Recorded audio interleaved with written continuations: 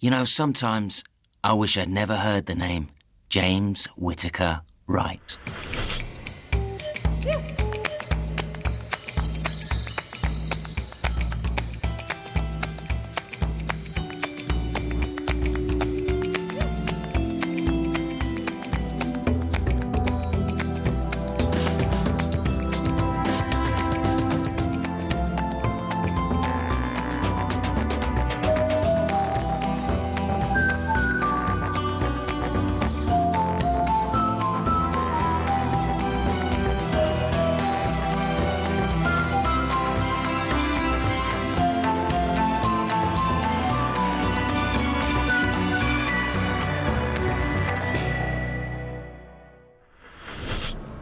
There I am, just minding my own business, running a little short con with Stace.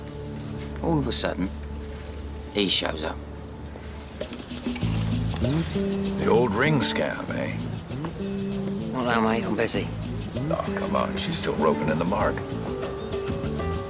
You got time for a little action?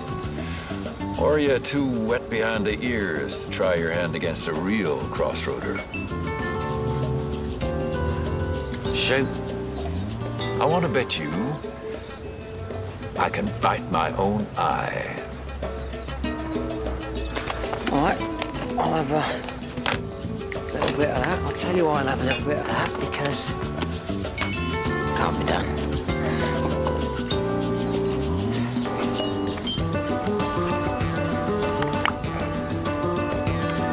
I don't believe it.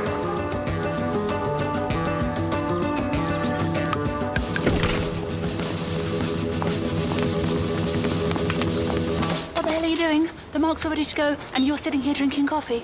Just having a chat with my new best mate. What does a lady want to bet I can't bite my own eye? Don't be ridiculous. You've obviously got a glass one. This guy must think we're complete idiots. Yeah, I know. James Whittaker Wright III. Adios, muchachos. Adios. Freak.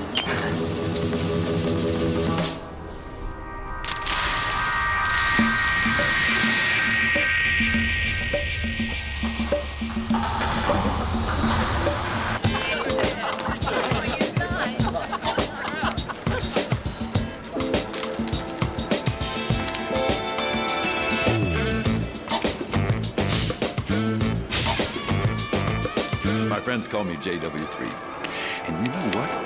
You are the absolute spit of my own boy. Oh, right, yeah. Listen, if you put the bets on as well, we might be able to cut you in. Oh, sure. I swear I haven't seen my son for 30 years. But if he's turned out anything like you, I'd be the happiest man in town. Yes, sir. Yeah, good, thank you. Yeah, well, if you Slim could just... chance of that, though. I was always out grifting or slam dunked in the slammer. Poor little bastard never had a chance. Oh, dear, if you could But just... you know what really hurt? When his mom walked out, I never even had a chance to say goodbye to the boy. If I could just say goodbye to someone who looks a bit like my boy, maybe I could get, like, closure. Fine, yeah. Well... Oh, hold up, you all right? Just a touch of emphysema. I like to be called Pop. Goodbye, son. And good luck. Goodbye, Dad. Pa.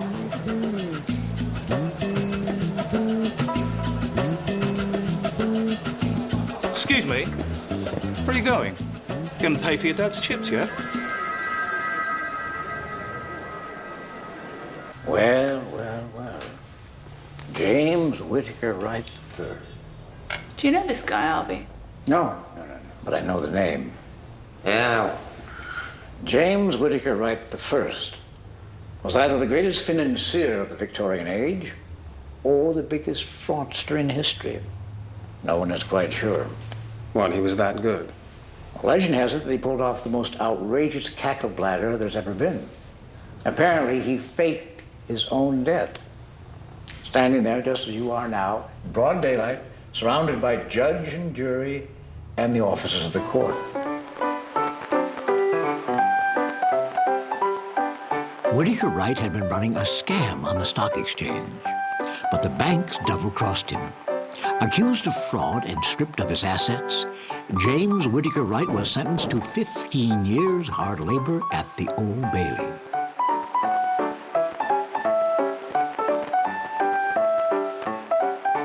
Always the consummate grifter, however, he had one more trick up his sleeve.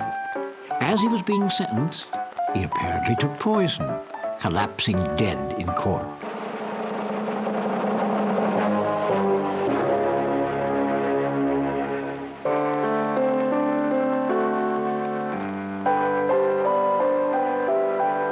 But grifting legend states that this was the ultimate cackle bladder.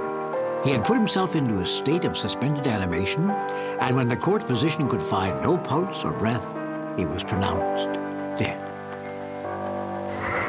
Well, that's great, but, who's the geezer with the moody eye? Yeah, that's what I'd like to know. No, I believe someone is disrespecting me. That's the problem when you have my reputation. You think JW3 is like some gunslinger coming to town to try his hand against the fastest con in the West? No. He's not after our money. No. He's sending me a big message, lit up in 6-foot neon lights. Yeah? What's it say? Kiss my ass, suckers. No. It says, go to Lee Park, sir.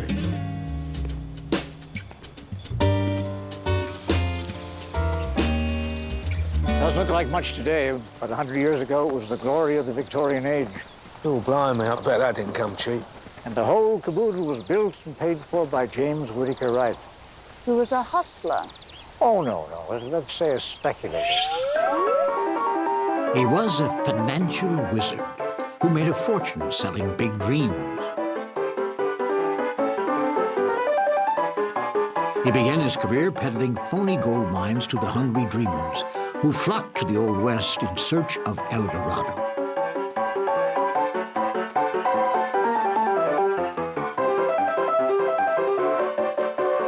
Whitaker Wright had a prodigious talent for selling empty promises to those happy enough to believe them. You know what? I'm actually starting to like this guy. Yeah. My great-grandpappy sure had style. I see you got my message. Well, any grifter would be intrigued to learn more about the legendary J. Whitaker Wright. If you're talking about cons in the American West, my grandpappy pretty much wrote the book. So why did he come to the UK? Yeah, sounds like he was doing pretty good over there. Nickels and dimes, the big money was in the city. My grandpappy reckoned that he could make a bundle floating his dummy gold mine companies on the London Stock Exchange. Whitaker Wright took the banks for millions. Hotel banks like Cornfoot conspired against him to bring about his downfall. Sadly true. So, I'm going to avenge my grandpappy and commemorate his greatest con. What do you say? Partner? Partner? No. I thought this was pistols at dawn and one breakfast. I had to get your attention somehow. Well, I only come as part of a team. Oh, fine. But if you've just trained up a bunch of short-order flops, we may have to find ourselves a real crew of hustlers. How did you track us down? I heard Albert was in town, so I just checked into the second most expensive casino in London and waited for you to mosey along. All right. So where's the first most expensive casino, then? The London Stock Exchange, of course. Albert, I'm not sure about JW3. It's one thing to turn over a crooked individual. It's quite another to shake down a merchant bank. Well, the money scares you. Of course it does. We deal in thousands, Albert. They deal in millions.